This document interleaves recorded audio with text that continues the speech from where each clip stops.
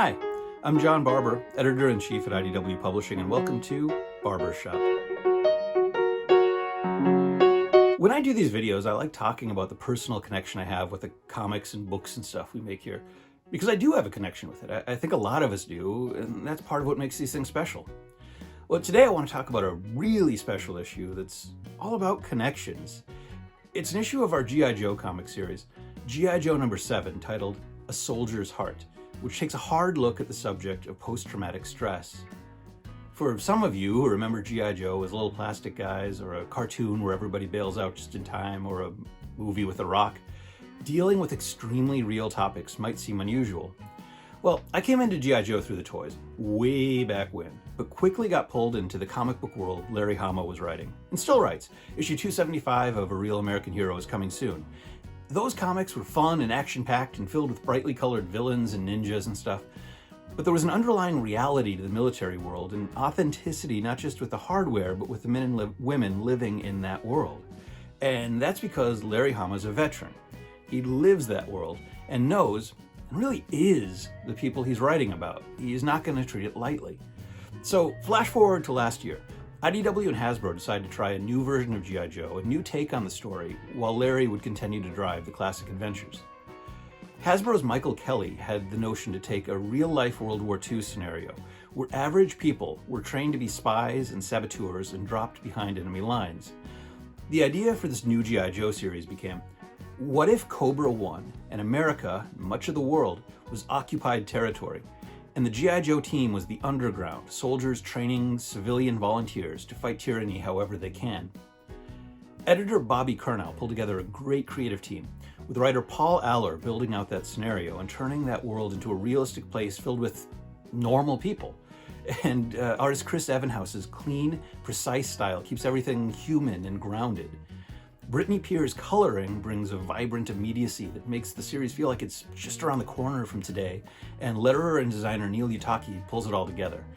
And within that grounded world, Paul Aller delves deep into the characters' emotions. That's Paul's MO, if you know his work on Teenage Mutant Ninja Turtles, Monstro Mechanica, Clue. But he took it even further in issue 7. Flashing back to before the series started, Shauna O'Hara, aka Scarlett, returns home from active duty. She's one of the G.I. Joes who's military through and through. But she's having trouble readjusting to civilian life and dealing with issues like survivor's guilt, anger, frustration. And to be clear, that's not a world I claim to know personally. A lot of my family served in the military, but I never have. Once I actually met up with my cousin John Dabrowski at a convention in Dubai, one of the rare times when military service and editing G.I. Joe gets you to the exact same place. But I've never had to face what Scarlett did. Paul Aller wanted to make sure he got this right, so he brought in a few consultants. U.S. Army Sergeant First Class Duane France and Patricia Watson and Peggy Willoughby of the U.S. Department of Veterans Affairs. They all helped get the details correct. And the results are powerful. Seeing Scarlett, who Joe readers know is a strong character, struggle with the world, her experiences, and her emotions, it's a harrowing read, but a rewarding one. I don't mean to say this to take anything away from the acute situations soldiers face. I don't mean to do that at all.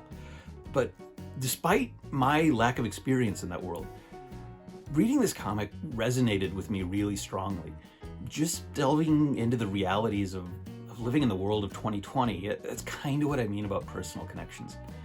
There's a line that Paul wrote that especially hit me.